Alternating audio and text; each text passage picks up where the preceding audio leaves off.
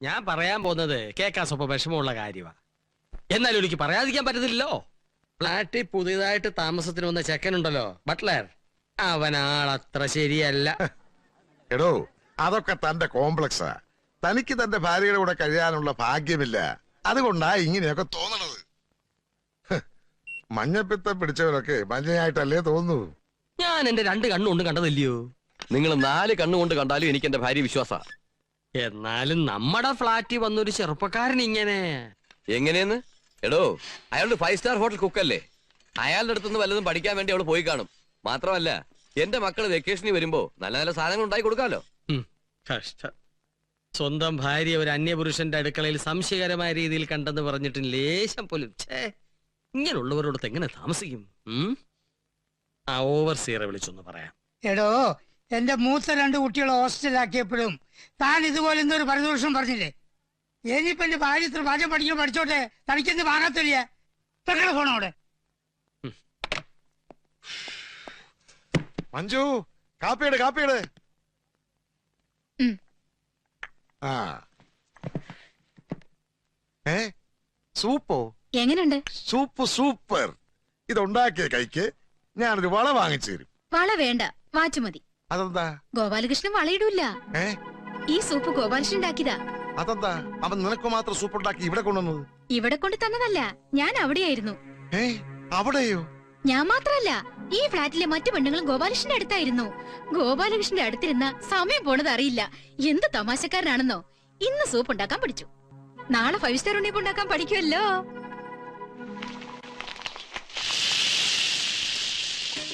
നല്ലവണ്ണം എണ്ണ ചൂടായതിനു ശേഷം മാവ് ഒഴിക്കാവൂ, ഇല്ല വേവ് ശരിയാവില്ല.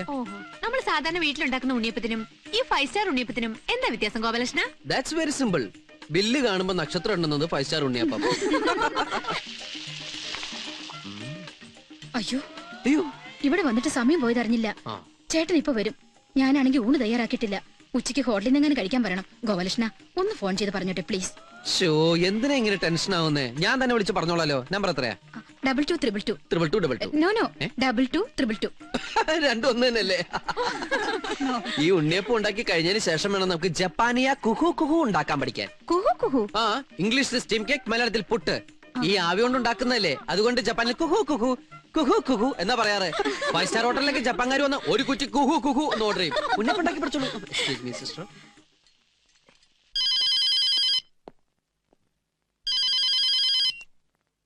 ഹലോ. ആ സാറ് ഗോപാലകൃഷ്ണ, സാറ് ഇപ്പൊ ഊണ് കഴിക്കാൻ ഇങ്ങോട്ട് വരണ്ട, ഏതെങ്കിലും ഹോട്ടലിൽ നിന്ന് കഴിച്ചോട്ടോ. നിന്നോട് ആരാ എനിക്ക് ഫോൺ ചെയ്യാൻ പറഞ്ഞത്? അതൊക്കെ പിന്നെ പറയാം. ഞാനിവിടെ ചേച്ചിക്ക് സംശയമുള്ള ചില കാര്യങ്ങൾ പഠിപ്പിച്ചു കൊടുത്തോണ്ടിരിക്കുക. സാറിന് പിന്നീട് അത് ഗുണം ചെയ്യും. Don't disturb. അതൊക്കെ ഒരു മെടുക്ക. അണ്ണാർക്കണ്ണനും തന്നാലായത്. നമ്മൾക്ക് കിട്ടുന്ന അവസരങ്ങൾ ശരിക്കും മുതലെടുക്കണം, വെറുതെ ഇരിക്കാൻ പാടില്ല.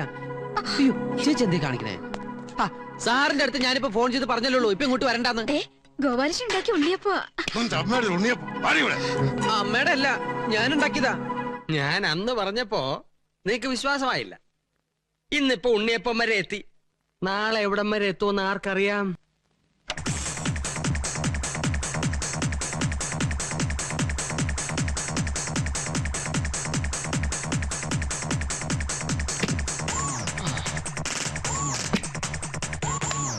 Hey guys, fast! Do fast! Oh. Hey, don't push, you fatty! Come on, yeah, do fast! 1, 2, 1, 2, yeah!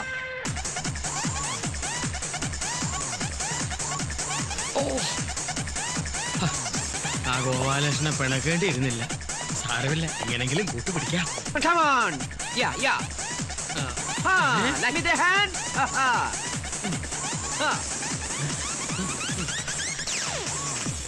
Hey! Gopalakrishna, Shut up!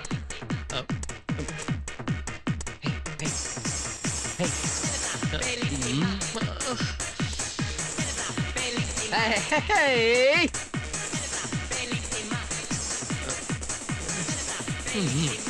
Give me a hand. Yeah. എന്താ നിന്റെ നക്ഷത്രം? രോഹിണി. ഓ, എന്റെ കർത്താവേ, ശ്രീകൃഷ്ണന്റെ നാളല്ലയോ? ഈ ശിവരാമനെ താൻ നിയമം പഠിപ്പിക്കണ്ട കേട്ടാ. 4.5 ഇഞ്ച് GE മെറ്റൽ പൈപ്പിന്റെ സ്ഥാനത്ത് ഈ 2.5 ഇഞ്ച് PVC ഇട്ട് ഞാൻ സർട്ടിഫൈ ചെയ്യുന്നു വിചാരിച്ചോ? അങ്ങനെ സർക്കാരിനെ പറ്റി എന്നെ നോക്കണ്ട. നോക്കി നിൽക്കാതെ കൊടുക്കണു. സാർ ഏ? ആ, സാർ ആ. 3, 4, 5. എന്താടോ ഒരു ഓവർ ഷെയർ ഇത്ര ചീപ്പായി പോയ? 5 തരി. തികച്ച് മുഴുവൻ കൊടുക്കണു. കാര്യം സാധിക്കണ്ടേ? സാർ എന്താണോ ഇപ്പൊ ഓവർ ഷെയർ ചീപ്പല്ല. ആ, ഞാൻ രാവിലെ ഓഫീസിൽ വന്നേരെ. സാർ പൈപ്പ് പൈപ്പ് പൈപ്പ് ഏതിട്ടാൽ എന്താണോ നിങ്ങൾക്ക് വെള്ളം കിട്ടിയ അത് മതി. കൈക്കൂലി കൃത്യം കണക്ക് പറഞ്ഞു വാങ്ങിച്ചാ പിന്നെ പുള്ളിയുടെ ഒരേ ഒരു ലക്ഷ്യം തണ്ണിയാ. Good evening sir. ആ, 5 മണിക്ക് ശേഷം ഞാൻ ഓഫീസ് കാര്യങ്ങളൊന്നും ചർച്ച ചെയ്യാറില്ല. നാളെ 11 മണിക്ക് ഓഫീസിൽ വരും. ഇത് വിജയൻ സാർ ഒന്നു കേട്ടോ സാർ. വിജയൻ സാറോ? അതെ.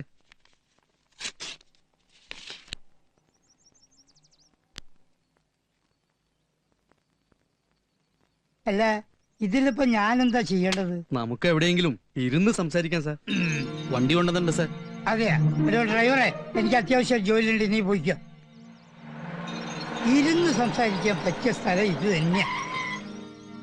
എടാ, വണ്ടി നിർത്തടാ. Stop, stop, stop. എന്താ സാർ?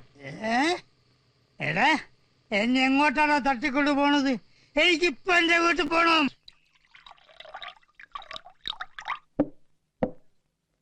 ഇതെന്തത്? വെള്ളം. അത് നീ കുടിച്ചാ മതി. നിന്നെ എന്തിനാ എന്റെ അസിസ്റ്റന്റ് ആയിട്ട് എന്റെ കൂടെ കൊണ്ടുവരണം നിനക്കറിയോ? എന്തിനാ? അതെടുക്കടേ. ഓരോ വലിയ വലിയ വീട്ടിൽ ചെല്ലുമ്പോ അവിടുത്തെ കൊച്ചമ്മമാര് കോണ്ടിനെന്റൽ, കീണ്ടിനെന്റൽ, ഫുഡിങ്, ബാസ്റ്റഡ്, ഭാഷ എന്ന് പറഞ്ഞ തന്തയിലാത്ത കസ്റ്റാർഡാ. ആ, അങ്ങനെ ഓരോന്ന് ഇംഗ്ലീഷിൽ പറയുമ്പോ അതിനൊരു തട. അതാണ് നീ. പക്ഷെ അവിടെയൊക്കെ നാണം കണ്ടത് ഞാനാണല്ലോ. നീ എന്ത് നാണം കെട്ടുന്ന ഈ പറയണേ? ഞാൻ നാണം കെട്ടിട്ടില്ല. എന്താ? ഒന്നും ഓർമ്മയില്ല. ആ, ഓർമ്മയുണ്ട്. ഓർമ്മയുണ്ട്. ഇന്നത്തെ സംഭവം വല്ല ഓർമ്മയുണ്ടോ? ഓർമ്മയുണ്ട്. ആ, ഓർമ്മയുണ്ട്. ആ പട്ടൻ രാമസ്വാമിയുടെ വീട്ടിൽ നമ്മൾ സദ്യ ഉണ്ടാക്കാൻ പോയത് ഓർമ്മയുണ്ട്. ഓർമ്മയുണ്ട്. മൂക്കറ്റ നിങ്ങൾ കുടിച്ചിരുന്ന ഓർമ്മയുണ്ട്. ഓർമ്മയുണ്ട്. സ്വകാര്യമായിട്ട് തിന്നാൻ വേണ്ടി ഒരു കരിമീന്റെ പൊതിയെടുത്തു. മീൻ എവിടെയാണ് ചോദിച്ചത്? നമ്മൾ തമ്മിൽ ഇതുപോലെ ഉന്തം തള്ളുണ്ടായപ്പോ അത് തിന്നരുത് തിന്നരുതെന്ന് ഞാൻ 1000 പ്രാവശ്യം പറഞ്ഞു. അതിന്റെ ഇടയിൽ ആ കരിമീൻ തെറ്റി മറ്റേ അടപ്രഥമന്റെ ഉള്ളിലെ വീണത്. അയ്യോ, എന്നിട്ട് എന്റെ കാല് പൊള്ളാതിരിക്കാൻ വേണ്ടി ഞാൻ ഈ ചെരുപ്പ് പോലെ അടിക്കാതെ ആ അടപ്രഥമന്റെ ഉള്ളിൽ ഇറങ്ങി കിടന്ന് തപ്പി. കിട്ടിയില്ല. ആ സംഭവം അങ്ങനെ ആ പട്ടമാര് കണ്ടിരുന്നില്ല. അത് പോട്ടെ, അവന്മാരങ്ങനെ ആ പായസം കുടിക്കുമ്പോൾ ആ മീന്റെ കഷ്ണം കിട്ടിയിരുന്നെങ്കിൽ അതിന്റെ കാശും കൂടി ഞാൻ മേടിക്കും. ഇനി ഞാൻ ഇവിടുന്ന് കൊലപാതകയാവും. ഒരു സ്മോൾ അടിച്ചിട്ട് പോടാ. അടിച്ചന് അച്ഛന്റെ പ്രായം ഉണ്ടായി പോയി. ലാസ്റ്റ് സപ്പറോടോ.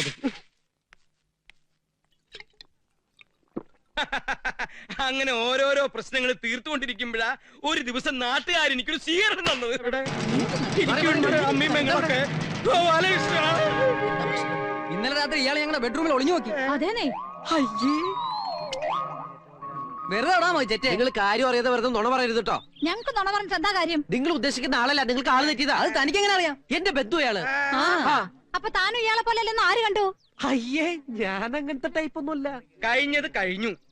എനിക്കൊരു അവസരം കൂടി തരും. ഒന്ന് സംസാരിക്കാനാണെന്ന്.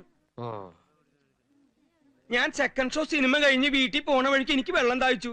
രാത്രി 2 മണിക്ക് ബെഡ്റൂമിൽ ഒളിച്ചു നോക്കിയാണോ വെള്ളം ചോദിക്കുന്നത്? ഞാൻ അടുക്കളയാണെന്ന് വിചാരിച്ച് അവിടെ ചെന്ന് നോക്കിയപ്പോ ഇവര് രണ്ടുപേരും അവിടെ കിടക്കണു. അപ്പൊ ഞാൻ എന്റെ ദാഹം അടക്കി തിരിച്ചു പോരാന്ന് വിചാരിച്ചപ്പോ ഇവരെല്ലാവരും കൂടി എന്നെ കെട്ടിയിട്ടു. എങ്ങനെ കെട്ടിയിട്ടു? ഇതാണ് സത്യം. ഞാൻ പറഞ്ഞത് സത്യമല്ലെങ്കിൽ എന്നെ കെട്ടിയിട്ടുള്ള ഈ തെങ്ങുമേലുള്ള തേങ്ങ മുഴുവനും എന്റെ തലയിൽ വീണ് ഞാൻ ചത്തുപൊക്കോട്ടെ.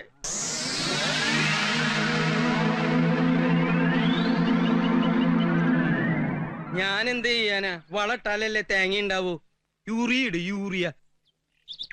നിങ്ങൾ ഈ വൃത്തിയായിട്ട് ഏർപ്പാട് ഇനി നിർത്തിയില്ല ഞാൻ എന്റെ പാട്ടിന് കൂട്ടോ. ഞാൻ എന്ത് കാണിച്ചു നീ പറയണേ? നിങ്ങൾക്ക് നാണാവില്ല മനുഷ്യ. ഇത്രയും പ്രായമായിട്ടും വല്ലവരുടെ വീട്ടിൽ ചെന്ന് ഞാൻ